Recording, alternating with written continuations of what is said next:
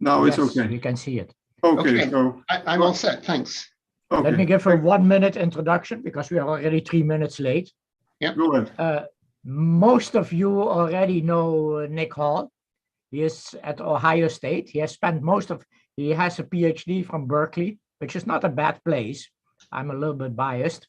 And most of his time he has spent on deterministic scheduling. And he is going to have a book out that all of you are supposed to buy, of course, next year on supply chain scheduling. It's very, very important, together with Zhilong Chen. But today he is not going to talk about supply chain scheduling. He is going to talk about dynamic opponent choice in tournaments. Okay, Nick, we are very happy to have you. So go ahead. Please go ahead. Great. Please let me know if you cannot hear me at any point in time. And Mike, thanks for the nice introductions. Zdenek, thank you for organizing everything. So I'm going to talk about dynamic opponent choice in tournaments. This is joint work with my outstanding former PhD student, Jishil Liu, who's also attending the seminar. And so if you have any challenging questions, please direct them to him rather than me. And so I'm going to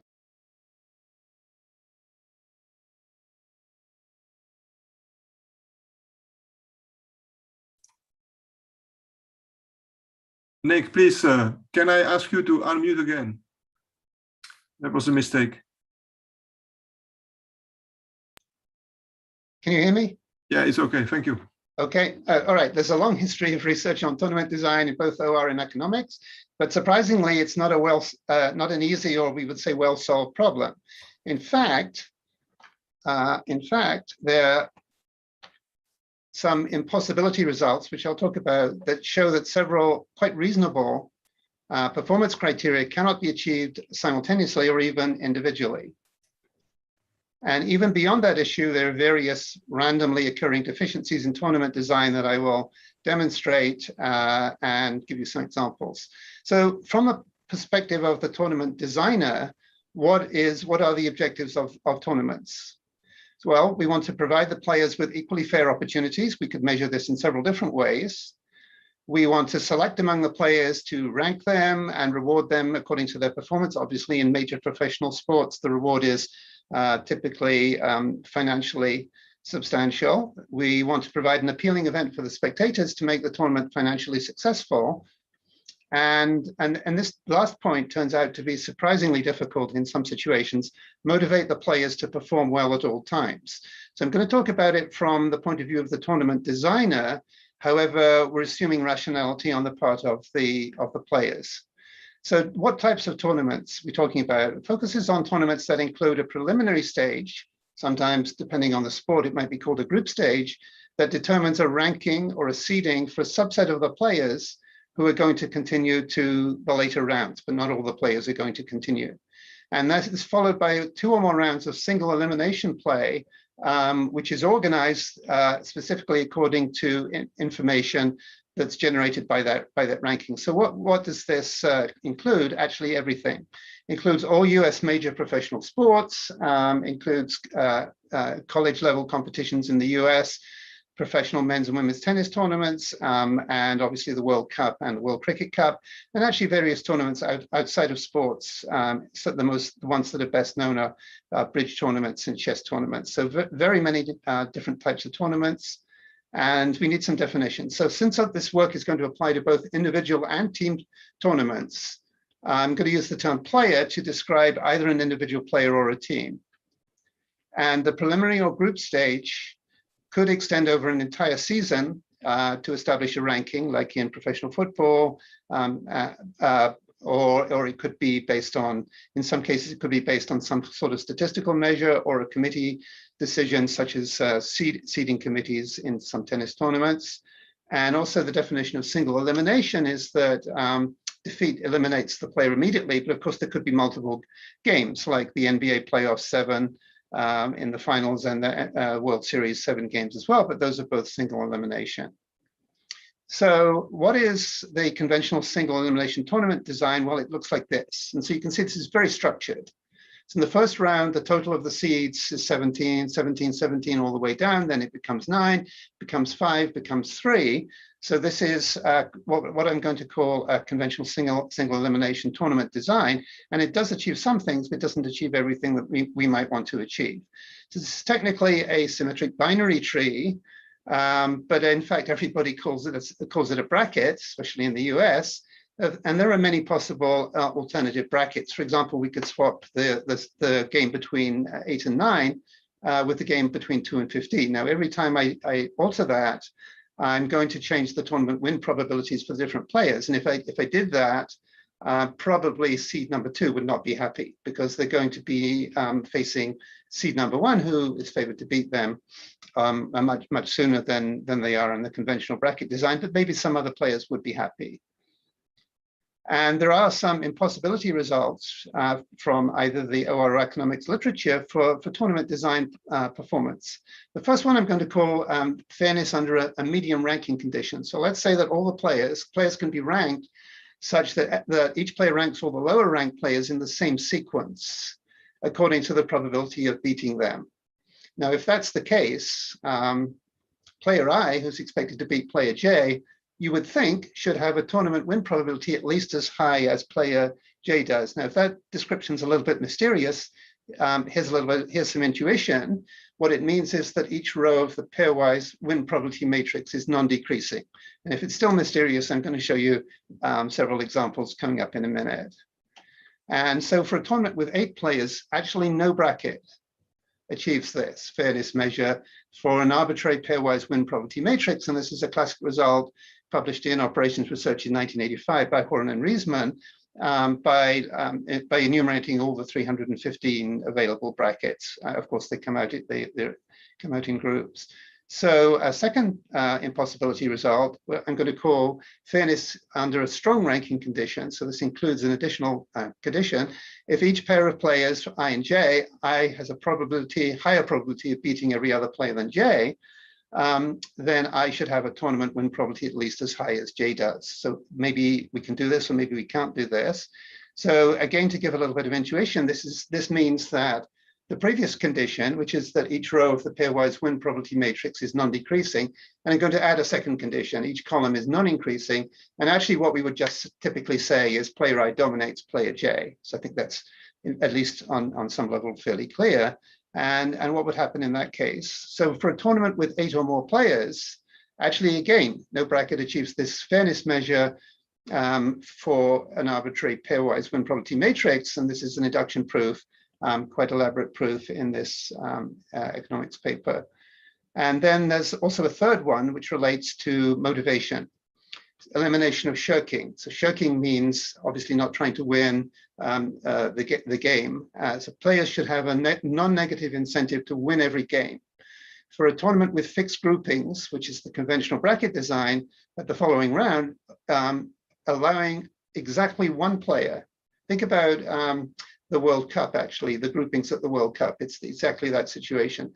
So currently there are groups of 4 and 2 players go through.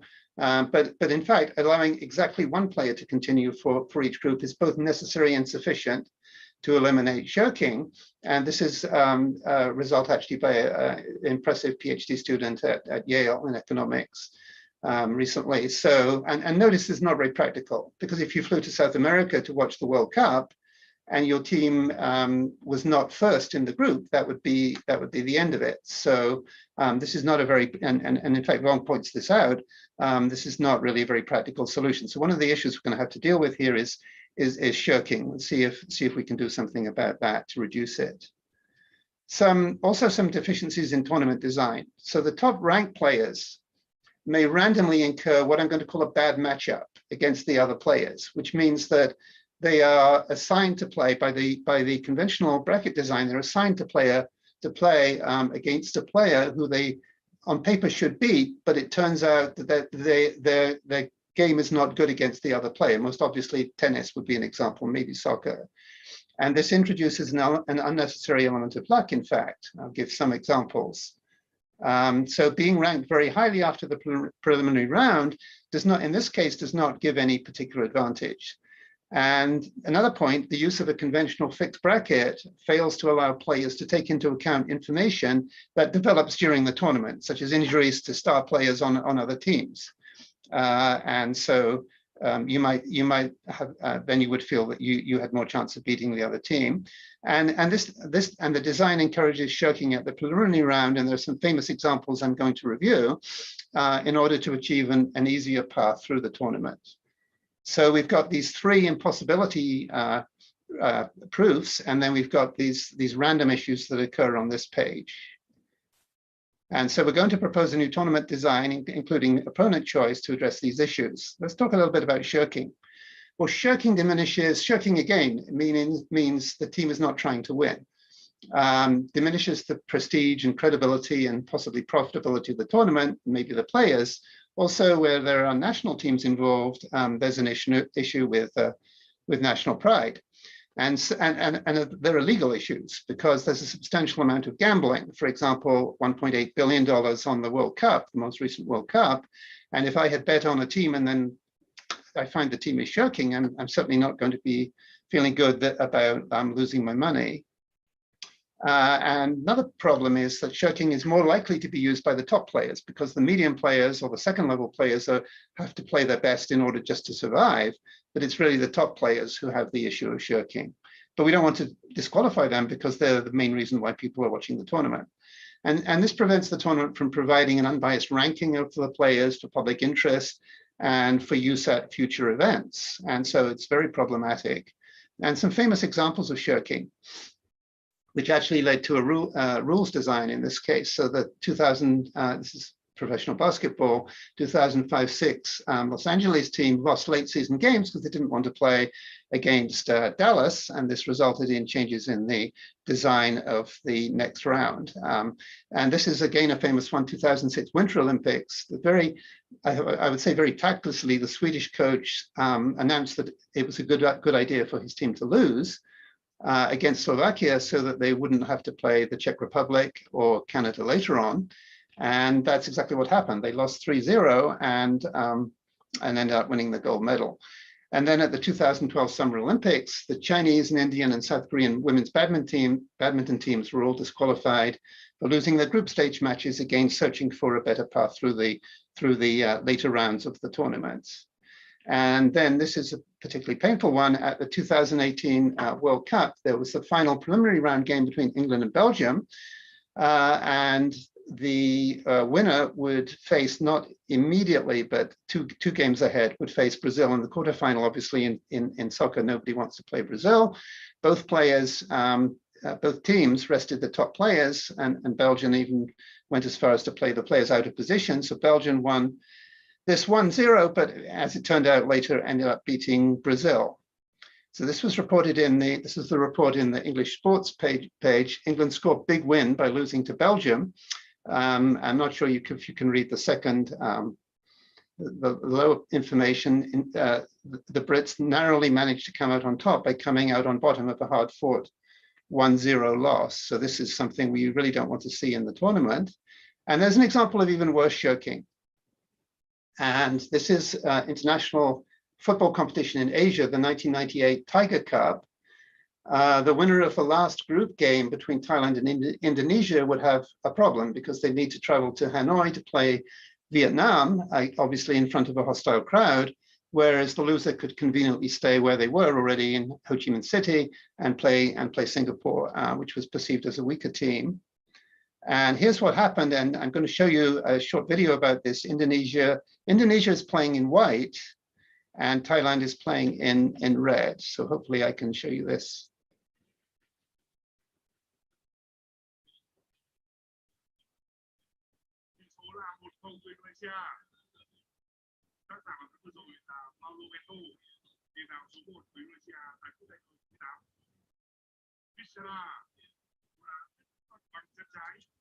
So I'm going to pause here. That's 1-1. And the reason for pausing here is I want to ask you to look carefully at what happens next with the third goal, see how motivated the goalkeeper is.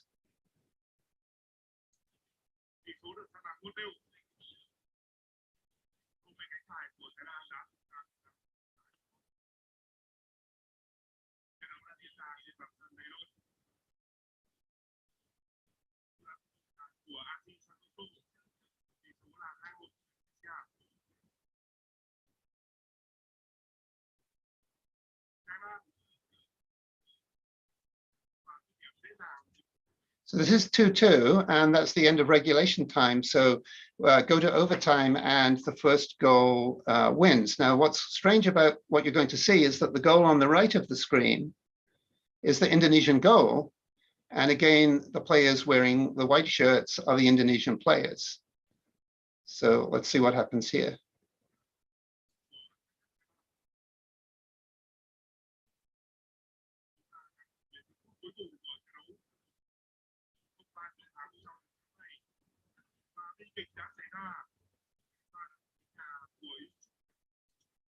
So this was probably the worst soccer game in history. The Indonesian player who scored for Thailand at the end of the video was banned from international soccer for life, and I think that's perfectly appropriate.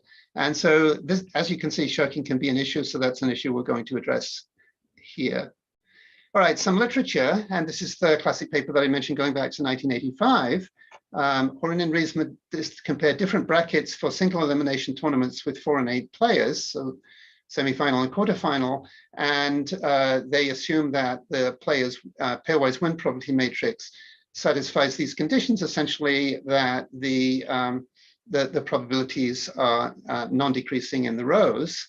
And a pairwise win probability matrix that satisfies these conditions this is a later paper, is known as strongly stochastically transitive, or SST. So I'm going to use that as a benchmark for several matrices that I'm going to look at. But earlier, it's what I described as a medium ranking condition. So if every pairwise win probability matrix for every tournament was SST, the tournament design problem would certainly be easier, but still not trivial, still not very easy to solve, and we still wouldn't be able to achieve everything we would like to achieve. And they established, I'm going to use these importantly in the following study, they established several reasonableness criteria for tournaments with n players, and assume that the win probability matrix is SST, as defined on the previous page. These are the main questions. Does the design maximize the probability that the best player wins? Very reasonable question. Does it maximize the probability that the best 2 teams meet? Well, from the tournament designer's perspective, that's important because that would be a big money-making event. That would be a marquee event for the tournament. And is it order preserving, meaning that no stronger player has a lower probability of winning than a weaker player? And if in the semifinal stage there are 3 distinct brackets, and the conventional bracket matchup is the only one that satisfies these criteria. And for the quarterfinal stage, there are 315 distinct brackets. The first one, maximizing the probability that the best player wins, is satisfied just by 8 of them, but for the third one, nothing. And this negative result motivates our study. We're going to use these 3 performance criteria, so we'll see these again. Now, is this matrix, this is the performance matrix of the top male tennis players of the last 15, possibly even 20 years. And that's the performance comparison. So you can see that Djokovic has beaten Nadal 29 out of 55 matches. This is just slightly out of date because it's matching the information in the working paper. And so you can see that this matrix is SST because the pairwise win probabilities are non-decreasing in the rows. So that's sort of naturally occurring, but it's only naturally occurring really in quite a small matrix. And if we were to add a 5th player, we can see that it's no longer SST. And the last matrix is not SST because Djokovic has a better record against Del Potro than against Murray, but Nadal has the reverse. So it gives us a little bit of insight about what I mean by a bad matchup. Okay, Del Potro is in a way a bad matchup for Nadal relative to their overall levels of play, and exactly why, we'd have to be a tennis expert to know exactly why that's the case. But there's enough data there to suggest that it might be a little bit consistent. So that's the idea of a bad matchup. Let's explore that a little bit further. Here's a more extreme bad matchup. Well, a conventional bracket would match player 1 and player 4 in the semifinal. But that's to the extreme disadvantage of player 1. They would never win. And in fact, the only matchup from which player 1 can win is if it plays player 2, which enables player 3 to beat player 4. So in a way, you could say that's unfair to the highest ranked player P1, that they just got stuck with that situation where by circumstance they were matched up against a player that's very difficult for them to beat. So we have a proposal to address this problem, and our proposal is going to let the players in ranked order based on their previous performance choose their opponents. And there's 100 different ways you can do this, and what I'm going to suggest is that there are several very interesting PhD theses that could come from this work, because there's so many alternatives we haven't explored here. Different ways that this could be designed, and different sports, and even different objectives. So choose their opponents from those still available, not previously chosen, and also assuming that they themselves were not previously chosen at each round. So that's the main idea, and that's the idea we're going to explore with respect to the 3 performance criteria that I outlined before, and also with respect to shirking. So the question is, how new is this in practice, and how new is it from a research point of view, from the point of view of formal study? So from the practical point of view, we were quite surprised, actually. We found several. And so perhaps the best known one is the Austrian Ice Hockey League, which is called ABEL. So, but Austrians, being full of Gemütlichkeit, invite teams from other countries. And so several neighboring countries are also involved in that. They use this design, and apparently the selection process, basically the TV show where the teams pick their opponent is a big media event, I was told. Southern Professional Hockey League's minor league hockey in the US, Canadian and US bridge federations, and in chess and in sailing and in some e-games. So these are all in practice. Now, one which was really interesting, but was kind of stalled by the public health emergency, is this one. So Major League Baseball, actually, of course, that's a huge sport in the US, considering controversial reality TV-inspired playoff, which involves opponent choice. And this is dated February of last year. Well, of course, unfortunately, that's right before the shutdown. And so I don't know if there's been any progress with this. I'm guessing not. The headline, or the second line says Major League Baseball's new plan would allow higher seeded wildcard teams to choose their opponents. So that would be really interesting if a US major sport adopts this. So, and then also from the research point of view, existing literature, I haven't seen any, we have been searching, I haven't seen any published research work on this. We always have to say apparently, but haven't seen any. There is a working paper, which is somewhat orthogonal, by Julian Guion in NYU, looks at the tournament's objective of a different objective, maximizing the number of home games for the players, and actually provides an application to the 2020 European soccer competition, and is different from our work in that it doesn't use pairwise win probability information or address the issue of anti-shirking. So it's definitely something we would be happy to reference, but it doesn't seem to have any immediate impact on the work that we're doing here. Okay, so some questions to ask about the proposed opponent choice design. Does it resolve the random bad matchup problem? So we can answer this question fairly straightforwardly. It must. Of course it does. If you can choose, you don't have to play the opponent who is for you the bad matchup. So that's a check for this one. And the other things are going to have to be addressed computationally. Does it provide reasonable results for real world sports data? So luckily we got very generous, very large and helpful set for professional tennis. So we're going to investigate that, but we also need to do some structured analysis. Does it improve on the bracket design for the 3 reasonableness criteria that I described before under large sample testing and sensitivity analysis? And does it reduce shirking? So the first one, the answer is pretty much immediately yes. The second one and the third one need to be investigated computationally, and the fourth one is going to be investigated with some, I would say, fairly light theoretical results. So some comments about this design. This opens up a huge range of new designs and related analysis. There's so many different options you can take at different points. And we're just doing an early exploration. We'll compare the tournament results using the 3 criteria against those with a conventional bracket. And even though the changes we're recommending occur at the single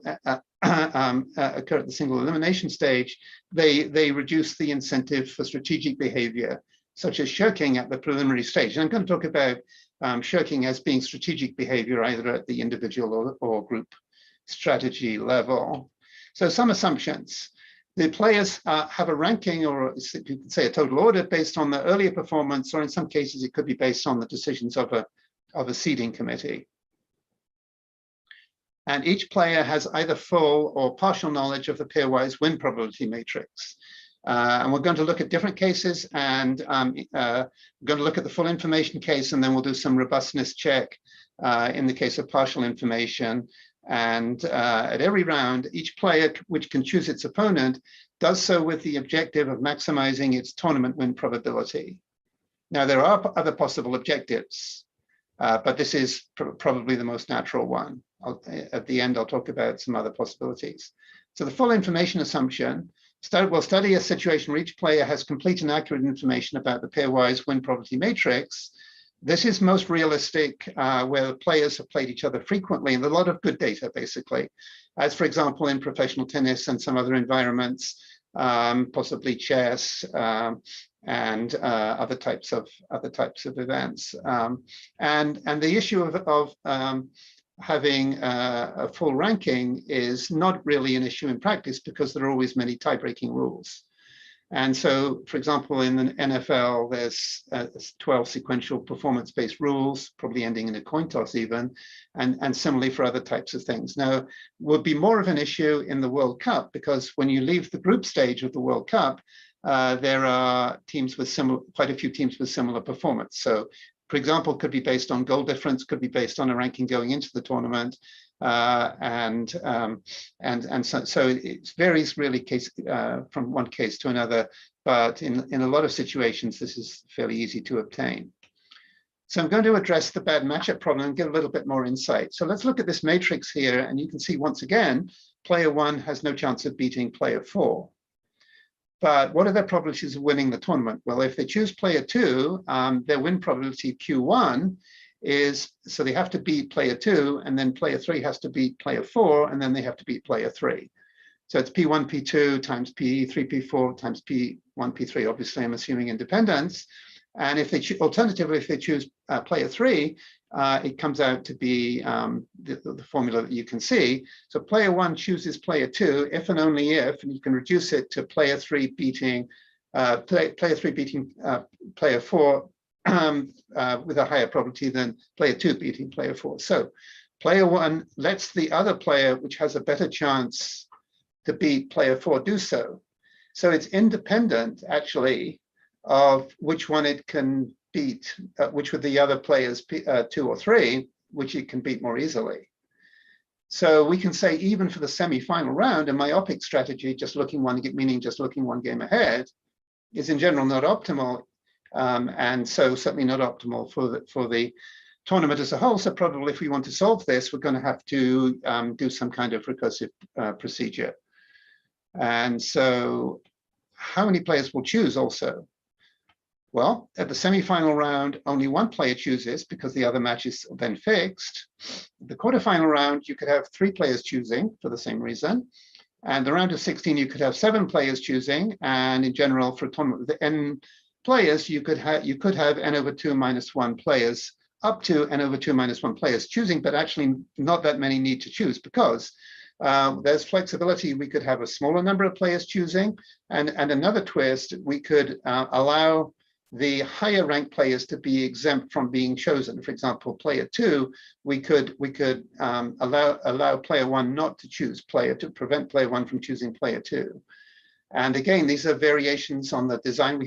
We haven't tested them out, but the interesting things to look at in terms of future research.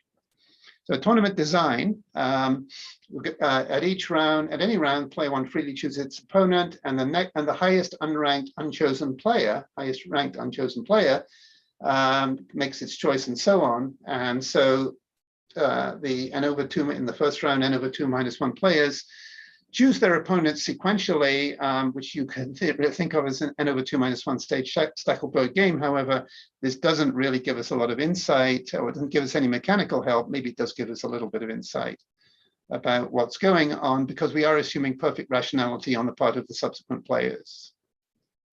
We did look at two different variations of the design. So in our tournament design, the ranking of the players is important because it determines the order of opponent choice at the next round.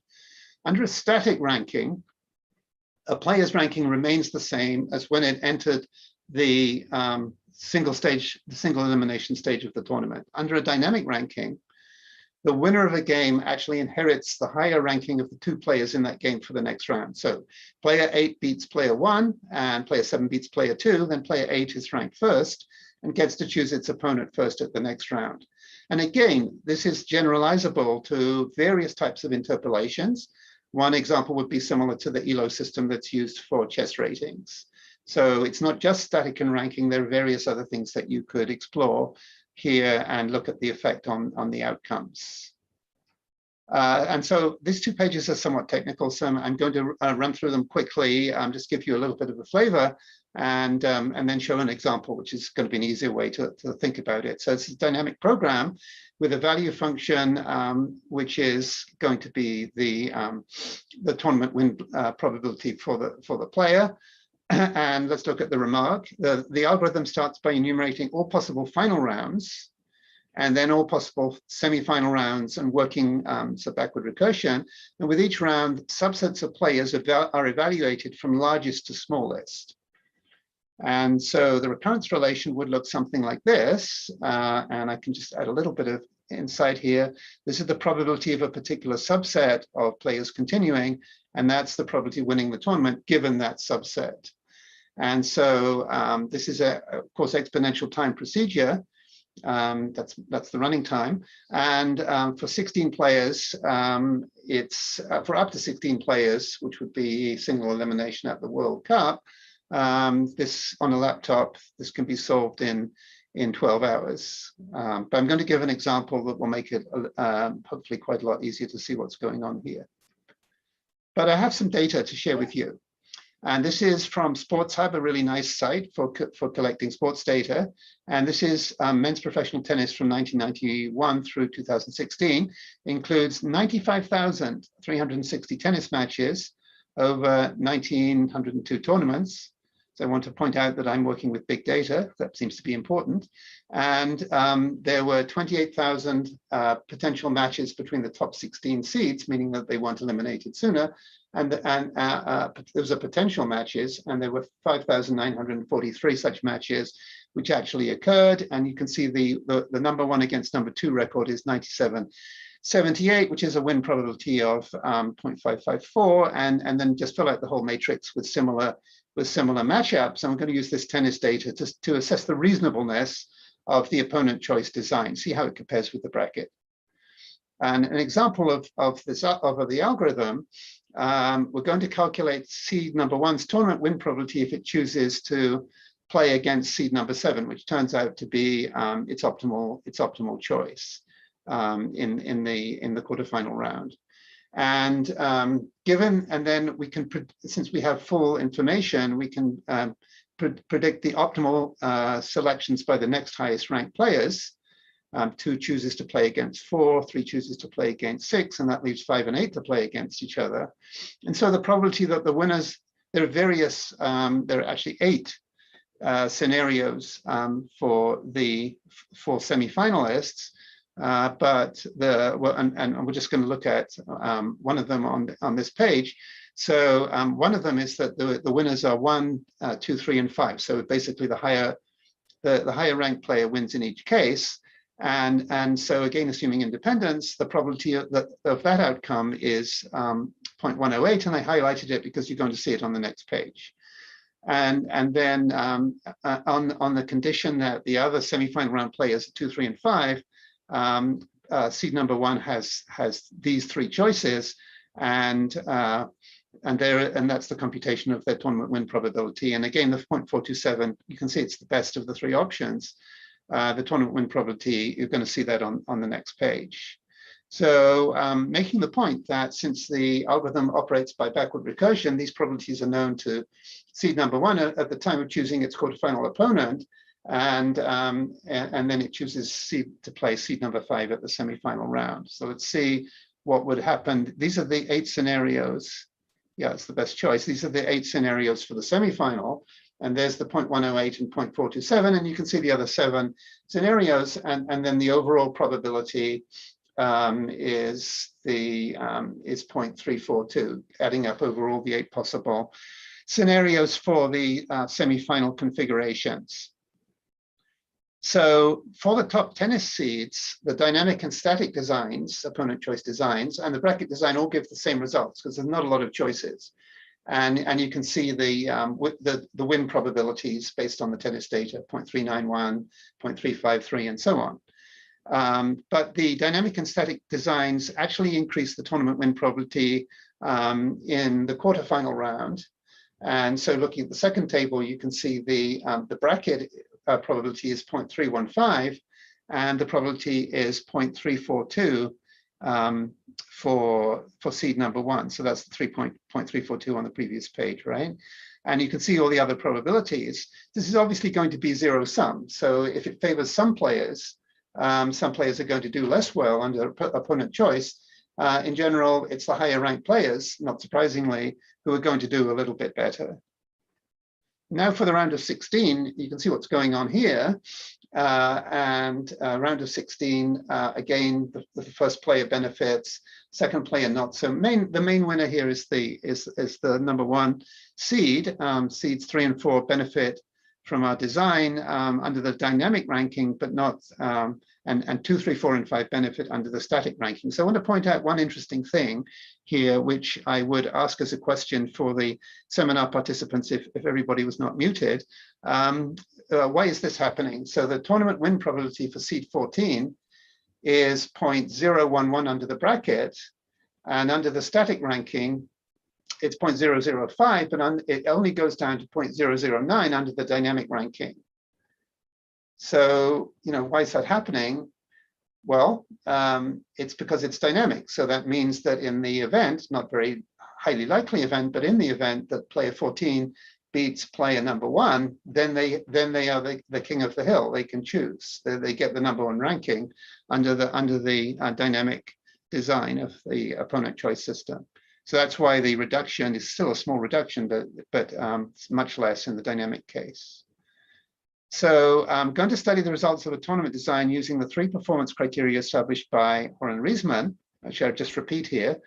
Probability the top ranked player wins the tournament, probability the top 2 players meet, and also order preservation. And we're going to do this with structured data. So I'm going to design a matrix which is highly regular. And here you can see a small example for the semifinal round, which starts at 0.5, and every difference in ranking is worth an additional 0.05. And actually, to connect with some earlier comments, this is what I call a strong ranking. So player I is dominating player J, where I is less than J. And it expands in the same way for larger matrix. So, and in addition to that, I'm going to introduce some noise into the process. I'm going to introduce an amount of random irregularity delta by adding to each matrix entry a randomly generated value between plus or minus delta for small values of delta going up to, you can see the values. So going up to 0.1 actually. And that's going to be generated independently. And what I'm going to do is study the effect of this on the 3 different designs. So the conventional bracket design and the static opponent choice design and the dynamic opponent choice design. So this is the semifinal round for player 1. And for the semifinal round, remember that the static and dynamic rankings are the same, or probabilities are the same. And so I only have one. So the conventional bracket design is the one that you can see shown with the kind of orange dotted line, and then the opponent choice design is with blue. And so decreasing tournament win probability due to less dominance as the matrix irregularity increases. And the largest benefit of our design occurs at the highest irregularity. Let's look at, this is really interesting. Player 2, we would never have guessed that it would look like that. Obviously for the opponent choice design, two competing effects, at least two competing effects. So that's not even monotonic. And so less dominance as the matrix irregularity increases, but as it increases, player one is choosing player 3. Notice that if player 1 chooses player 3, player 2, who gets to choose, they have no choice actually, but they end up playing player 4, and that helps them. So you can see these two effects fighting with each other in the middle of that chart, of that graph. And then in the semifinal round, increased probability of being chosen by player 1 makes the opponent choice design give a lower win probability, and then there's not much difference for player 4. I can put these 4 together. Now, obviously, it's zero sum, so everything is going to add to 0 if you look at the differences. But within the ranges here, some results that we think are really quite interesting that we would have found difficult to predict before we did the study. Going to go to the quarterfinal round. Now, in the quarterfinal round, more things are going to happen because I've got the static and dynamic designs are going to be in general going to be different, but not very different in this one case. Player 1 never loses its top ranking while it remains in the tournament, so the static and dynamic rankings give identical outcomes. But you can see there's it's quite a bit more than the bracket. It's helping out the top ranked player. If player 1 loses at the quarterfinal, 2 chooses first under the static ranking, but not under the dynamic ranking. And so you can see that the difference between the dynamic ranking is the blue one, and the one at the top is the static ranking, and the one at the bottom is the conventional bracket design. And then for player 3, more benefit comes from the retaining high original ranking under the static ranking design. And player 4 is unlikely to choose, not impossible, but unlikely to choose. So the main benefit comes from increasing their ranking dynamically, and I can just skip through some of the other ones.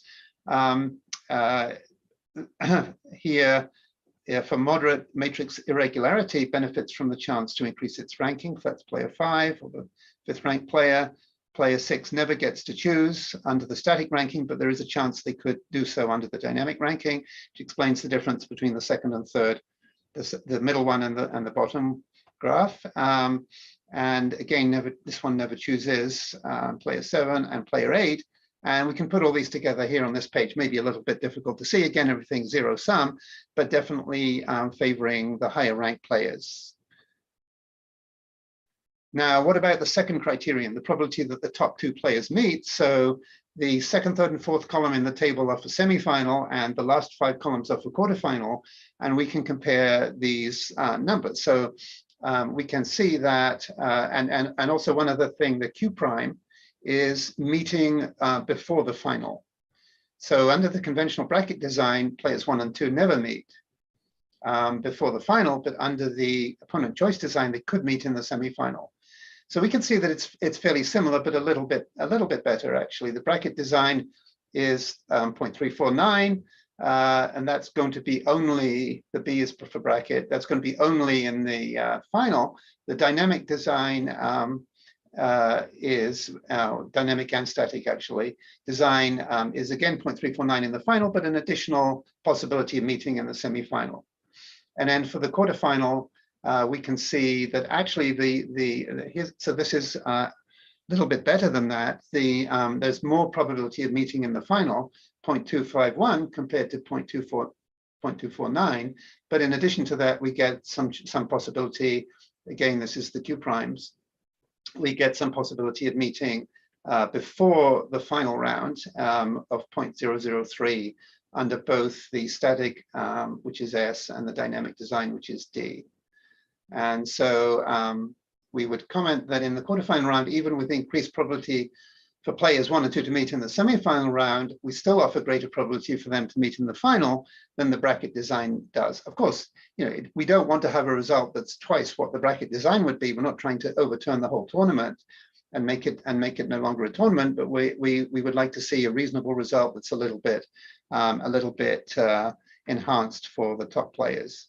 And now order preservation, this is not easy to beat the bracket design. The bracket design is for the semi-final round is 0.943, and the opponent choice design is 0.941. We're using the Kendall coefficient for the player rankings, and then you can see 0.991 in the quarterfinal round compared to 0.987. So not quite as good, but fairly close. We should also comment that as delta increases, the original ranking really becomes a less accurate measure of the player's relative strength. Okay, so now look at partial information, because you may say, well, sure, this is fine, but how often do you have really full information? So we need to do some kind of robustness check. We'll study a situation where each player has complete and accurate information about its own win probabilities against every other player, but just approximate information about the win probabilities for all the other pairs of players. And so if the true probability is between 0 and 0.4, we're going to model it as 0. If it's between 0.4 and 0.6, we're going to model it as 0.5, and above 0.6, we're going to model it as 1, and see how much difference this makes. So this is really checking the robustness of the results against inaccurate estimation by the players of their pairwise win probabilities. And so let's see how that looks. And these are the quarterfinal results. And intuitively, you would expect that the results would come out between the bracket and the dynamic choice design. And that's true in 6 of the 8 cases, but it's not true in 2 of the cases. So for players other than 2 and 7, their outcome falls between those for the bracket and the dynamic choice design. But player 2 benefits from the less accurate choices of player 1. And also player 7 is less likely to be chosen by player 1 than under full information. So again, this is kind of interesting results that we can see, and we can look at these in more detail if we have more time. And we really, there's no way to predict how these things are going to come out. So I think it's very interesting. So the last main thing I'm going to talk about is shirking, which is a significant issue, as you can tell from the examples that I gave before. And from this, I think, very impressive piece of work in Games and Economic Behavior, which is an outstanding economics journal in 2017, not possible to eliminate shirking entirely without imposing a severe restriction on the tournament that would make it unappealing to the spectators. So we're not going to be able to do everything we'd like to do, but we can focus on some remaining parts of the problem. So due to the above remark, we're going to consider the final game at the end of the preliminary round. And by the way, this is where we need to be, because that's actually where shirking is most likely, which includes the England, Belgium, and Indonesia, Thailand games that I commented about earlier. So first we have a negative result. And I'm calling these theorems, they're fairly light, usually with just an example. If the subset of players which continues to the following round is dependent, okay, is dependent on the result of the final game, then it's not possible to eliminate shirking. And so by example, suppose that by winning the final game, player P eliminates its opponent E, but allows into the next round another player E. E is short for enemy, which always beats every continuing player, including P. The only way that P could win the tournament would be to avoid winning the game. Because E is going to always beat everybody else, and eventually E will beat them in the final. Even if they get to the final, E will beat them in the final. So that's a negative result. So therefore, I'm going to have to be even more specific and drop the condition that the subset of players who continues is dependent. I'm going to make it now independent. Okay, so suppose the subset of players which continues to the next round is independent of the last round, of the last preliminary round game, but actually, as it happens, this still includes the England, Belgium, and Indonesian, Thailand games. And I'm going to look at this under individual strategic behavior and also under group strategic behavior. Under individual strategic behavior, we have a theorem. If exactly one fixed player will continue, will continue to the next round. Remember, I said that the subset of players is independent of the result. I didn't say that both the players will continue. If exactly one fixed player will continue to the next round, our design eliminates shirking by either player at the last preliminary round game. And if they both continue, again, that's true. And the reason is the higher ranking at the next round gives any player who will continue a superset of choices against a fixed set of opponents with a fixed ranking, and therefore a fixed sequence of opponent choices. So that's just a better, a larger feasible region, if you want to put it that way, better set of options relative to a lower ranking. And in both cases, including those two notorious games, the tournament design eliminates shirking that occurs under a conventional bracket design.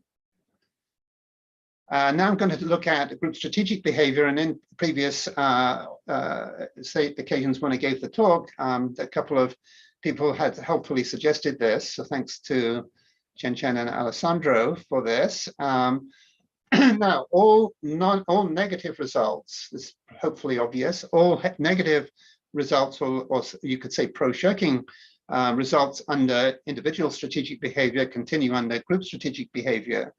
So if anything, the situation is going to be worse. And when is this going to occur, actually? So group strategic behavior is most likely to occur where a tournament contains multiple teams that are representing the same country. And there's certainly examples in tennis and table tennis and badminton at the Olympics. So it would be neat to see if I could apply the positive result on the previous page, theorem ISB, to the GSP case and see to what extent it continues under group strategic behavior. So the first part was if exactly one player continues. And the result that we had about eliminating shirking is half true, but not fully true. It remains true that player P will not shirk, but player O may shirk to give player P, that's the team from the same country, the other team from the same country, a higher ranking at the next round. In the second case, both the players continue, and the same is true. So the result partly fails. In a situation where one player's ranking will not change depending on the result of the game, but the other player's ranking will change, the former player, but not the latter player, may shirk. And again, they may help, by doing so, they may help out the other team from the same country. So it's clearly more difficult under group strategic behavior. There's one independent result. For group strategic behavior, we have a further negative result, which applies to games where a draw is possible in preliminary round games. And obviously soccer, many draws in soccer, but not possible in tennis. The players are P and O. Consider the last game of the preliminary round in a tournament where a draw is possible. There's no design that prevents shirking by both the players, and this is the only way to eliminate the enemy player E is if the game is a draw, and if he continues, E is going to beat everybody, including P and O. So I'm going to give us. I've got about 5 minutes. I'm going to give a summary to resolve several deficiencies of conventional tournament design. We propose a new design where players with a high ranking can choose their opponents at each round of the single elimination stage. And this design is eliminated for both static and dynamic rankings of the players. And we describe a dynamic programming algorithm that computes the optimal sequence of opponents to choose and the resulting tournament win probability, and computationally tractable up to the round of 16. So we used real data from 1902 men's professional tennis tournaments to demonstrate results that seem fairly reasonable. Our design allows flexibility for the static and dynamic rankings, for the number of players who choose their opponents, also for protecting some players from being chosen. Compared to a conventional bracket design, we eliminate some elements of luck, and this is the bad matchup problem. Provide reasonably increased probability for the top-ranked player to win, which I guess is an incentive for them to play better at the preliminary round, which is a good thing, and also for the top two players to meet, and preserves ranking reasonably well, fairly close. It reduces shirking in those end of preliminary round situations, enables developing information to influence the tournament, and maybe this is true as well. increased fan interest from the unpredictability of later round matchups. Now, depending on the event, this may be very easy to administer, or maybe not very easy to administer. In a tennis tournament where everybody is physically located at the same venue, that's very easy. In the World Cup, where let's say you're in Brazil and the matches are being held all over different stadiums all over the country, it's going to be much more difficult to do this. So there's definitely some logistical issues we recognize in connection with this. The case of NCAA tournament would be an in-between case there. So for future research, a lot actually, probably I would say 5 or 6 different interesting PhD theses. What about this? Situations where a player knows its win probabilities but has no information about the win probabilities between any other pair of players. So they'll just go myopically, right? They'll choose an opponent which you can beat with highest probability. They can't do anything else. Actually, we have a related result. So in this case, the win probability of player 1 is that formula, which is just P12 times P14 times P18 and so on. And this bound is tight. The proof is by induction on the number of rounds. And the key observation is that at round K+1, whatever else happened before, there must exist at least one remaining player with index of at least 2 to the n minus k, or they could be worse than that. And player 1 chooses that player as its opponent, and that proves the lower bound. And then the upper bound is just the obvious matrix where everybody always beats every lower ranked player. So continuing with future research, situations where a player, we talked about this, explore the application of the proposed tournament design to empirically based studies of various sports and competitions, especially where the players frequently play each other. So we think some examples of that would be table tennis and chess. Study how the results of a particular round could be used to modify the win probability matrix. We didn't do any work on this, so that seems like an interesting thing to do. Allow the players to have a different objective.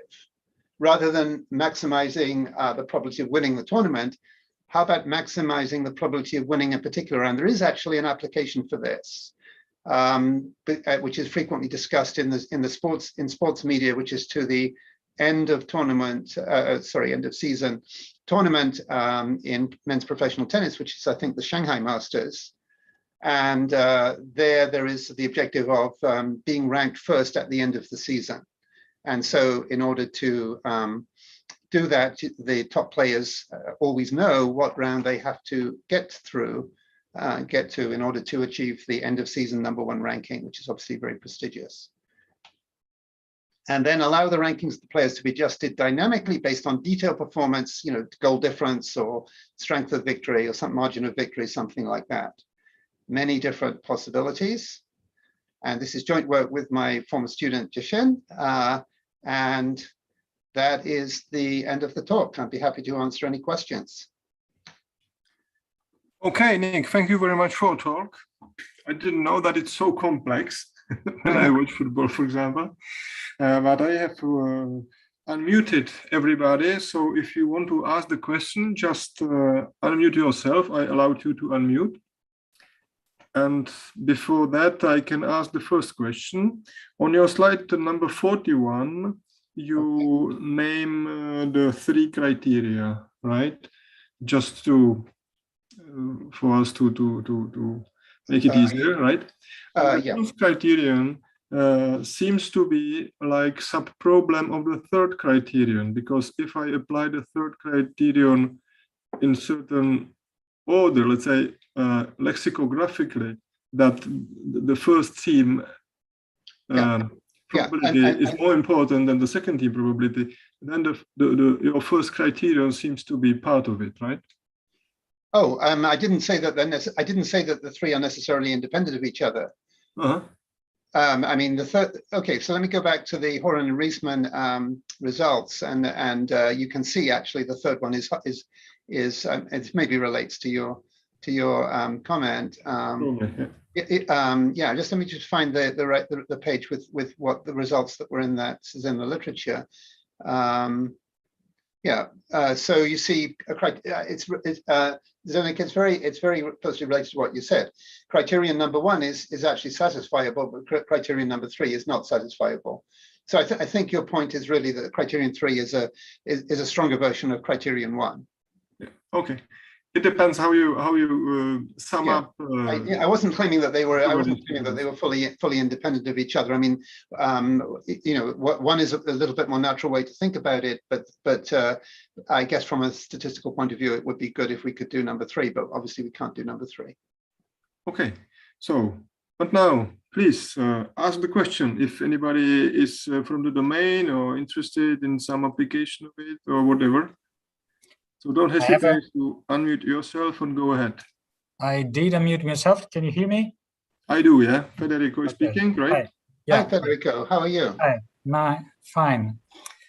I'm at the Italian OR conference, so I'm in my hotel because your presentation was in the meantime, so I have to go away to be here. Well, I have I'm honored, and I was there 3 years ago, and I remember that's a wonderful conference. So I recommend to everybody on the call to join the Italian OR conference if you want great hospitality and great discussions. And it was in Rome, so it is in Rome, so this is fine also. Well, I'm in Columbus. I'm quite envious. Yeah. So I have a couple of comments, questions, which are more from the practical side, let's say from a tennis fan, rather than. And the two issues I was considering are the following. The first is somehow fairness. If you have a design like this, typically you may have plenty of time that the stronger players select their opponents. So potentially they will always select the same opponents. And so for the opponents, imagine, I don't know, Rublev always loses against Medvedev. So if Medvedev have to select at the quarterfinal level or at the 8th final level, he will always select Rublev, or potentially he may do that. So for fans, because you like to see different matches also, not just the same match, and also for, let's say, the Rublev point of view, this would be much worse than what it is right now. And the second question, now go ahead, I mean, because I have to recall it. Go ahead for the first answer. Well, particularly in an environment with a small number of teams, it's difficult to argue, and where there is a distinct difference in the levels of the teams. I mean, it is not possible to argue against your point. Your point is basically going to be correct. I mean, what is the point of the tournament? You know, that's not really even well defined. I mean, you could argue about these three things here, but some people just enjoy seeing interesting matchups, right? I mean, I gave this talk as a keynote to a conference in Kyoto recently, and I explained that the opponent choice design gives a higher probability to the top ranked players to win. And they said, well, here in Japan, we actually like a draw because there's both players keep their respect.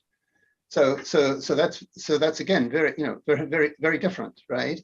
And so there is no unique thing. So from first of all, I mean, I agree with you, particularly in an environment with just a few players with very different levels, you would probably not want to do this. So why don't you go with your second question? Oh, well, the second question was just whenever something weird occurs with respect to the dynamic design, player is Djokovic go, or an injury occurs, maybe you want to do some modification with respect to that. Well, because right. in the if I understood it correctly, if the worst player wins for some reason like this, then it gets the top seed in a sense for the next selection, right? Only under the dynamic design, not under the static design. And remember, we did also recommend looking at some interpolations between the two designs. So if you feel that that's too radical, okay, then you know some system like the one that's used in chess, actually, where you interpolate between the two, and many different situations, many different perspectives. Everything you said is true and interesting. So you know, I thank you for your questions, Federico. Okay, thank you. So go ahead with other questions. I do have 3 short comments. Hi, Nick. Hi, everyone. Hi. Hello, we hear you. From Manhattan. Thank you very much, Nick, for yeah, it's a fascinating topic, and yeah, it was a great talk. My first comment would be mostly on my, let's say, the point where I'm not like comfortable with all those calculations is the fact that even though you consider the situation of imperfect information, it's really, you know, it's difficult to imagine that the players know exactly or even approximately what are their probabilities to win against players, and of course of other players winning against other players. So you consider some of this aspect, but in one particular way. So this is where I am not sure exactly, you know, how relevant all those calculations are. I mean, of course, they're really nice to do, but in practice, I guess maybe the players or the teams, they would mostly rely on some intuition or maybe like past results, like Federico just mentioned, like maybe if Medvedev always beats Rublev, then okay, he's going to choose Rublev, you know, all the time, because basically he's quite sure that he will advance to the next round. So that would be my comment number one about like really, you know, how do the players or the teams like can really take into account this imperfect information in a more refined way than just, you know, the approximation that you proposed in your numerical experiments. My second comment, what was my second comment? It's like Federico, I forgot about it. So maybe you want to answer my first comment first. Why don't you go to the third one? Yeah. Third one is just like very minor. It's just that actually the paper that you mentioned that I authored on this topic has actually been published in actually in Journal of Sports Analytics. So it's actually also available online. And congratulations! I didn't know that. Can you send me a copy, please? Sure, of course. It's actually available online for free. There's not even like a paywall. So, but I'm happy to send you the link. Thanks, Julian. We'll update the reference. We're going to revise our paper shortly. We'll update the reference. Sure. I mean, there's no problem. It's just minor points. Yeah, I mean, certainly just to comment on your comment. I mean, basically, clearly the bottleneck is in information availability. However, you know, there are these events where there is a lot of very frequent replaying. You know, this is. I'm sure you know the story about the Hong Kong horse racing market was an example where the Benta beat the entire market because it's a closed system, and those horses are, you know, again and again and again racing against each other. I mean, that's not exactly the same situation here, but we do have many matchups between the top players, as you can see. So, but of course, I'm not disagreeing with you that the perfect information assumption is a bottleneck in this environment now.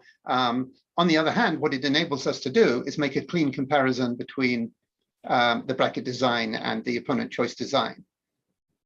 Yeah, absolutely. No, it's very nice that you do that. I'm not like it has to be done. I'm just like a little bit skeptical about what players and teams in practice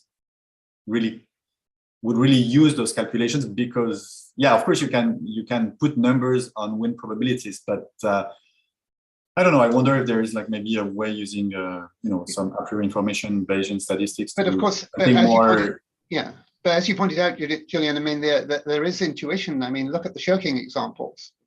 You know, the Clippers did not want to play Dallas because they felt they couldn't beat Dallas. So, of course, no, they would certainly rely on this intuition. Yeah, that's for sure. But this, yeah, I mean, my point is that I love this this design.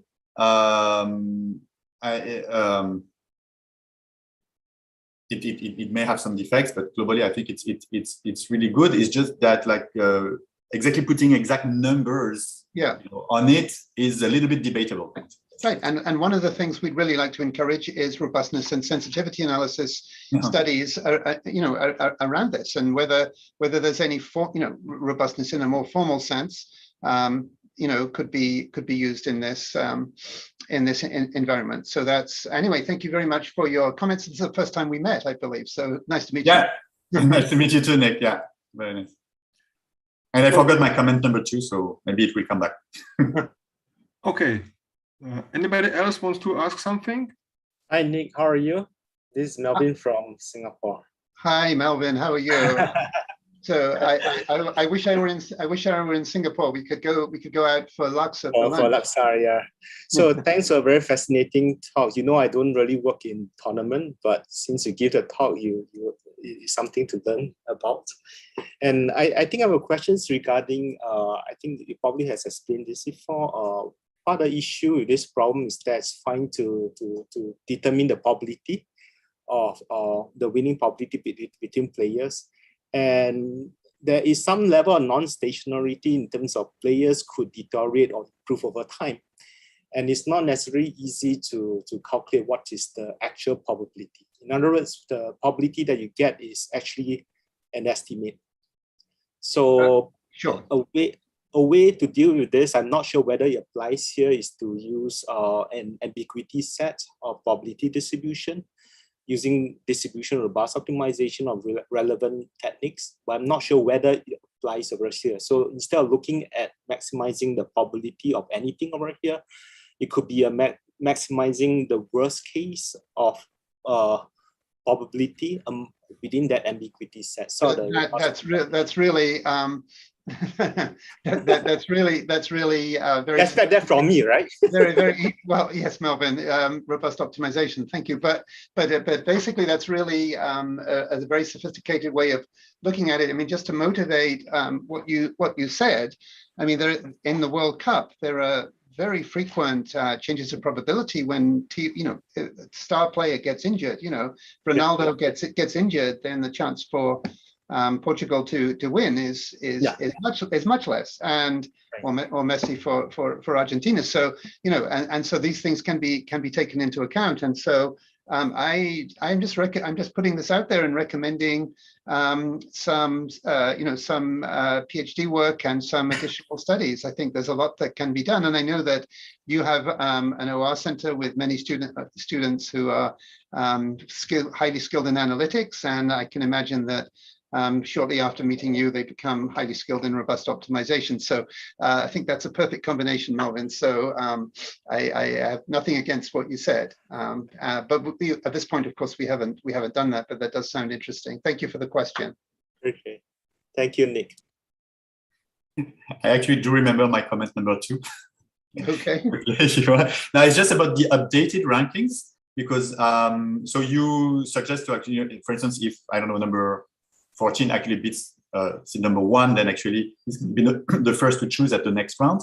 Actually, that's quite extreme actually in some sense. Right. I would recommend more like an updated ranking procedure where so for instance, let's say in soccer or whatever, in the World Cup, for instance, you would take into account the fact that I don't know, like team 14 has beaten team number 1. But just by kind of updating a table, like a win would still be like 3 points or maybe 2 points if it's on penalty shootouts, and so that would basically, you would keep kind of in the shadow like a table that would decide actually who is the first to choose and who's the number 7, but not as extremely as just number 14 taking the place of team number 1.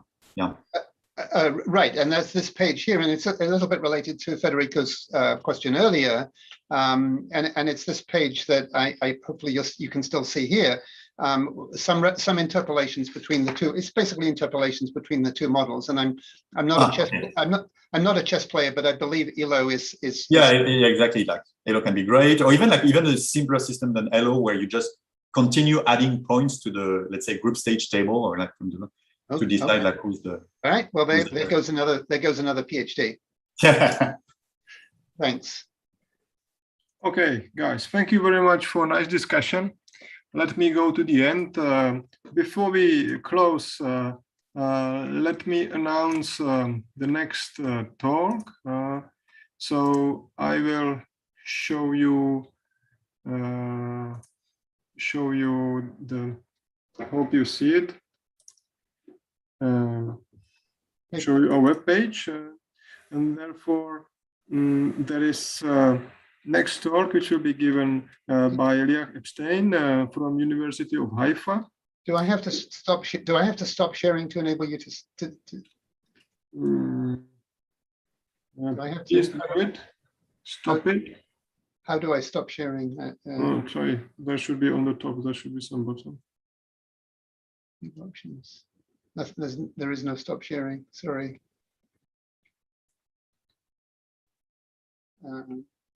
Share screen. Okay, so that should be okay. So do you see my screen now? Anyway, you know the web page. So Eliach Epstein will speak about the benefit of preemption. And also, if you are not subscribed to our mailing list, please do it. It's on the top of the page.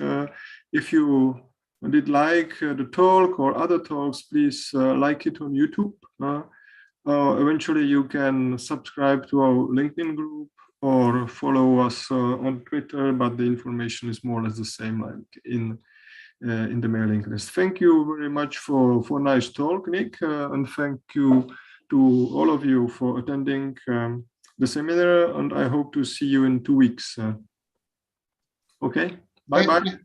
Thank you for hosting. Thank you everybody for attending. If you would like more information or even a copy of the paper when it's finished next week, please just write to me and I can send it to you immediately. Thanks everybody, and of course I hope to see you in your home country fairly soon, but it's not clear when. Bye. Okay. Bye-bye. Bye-bye. Thank you. Thank you. Bye-bye.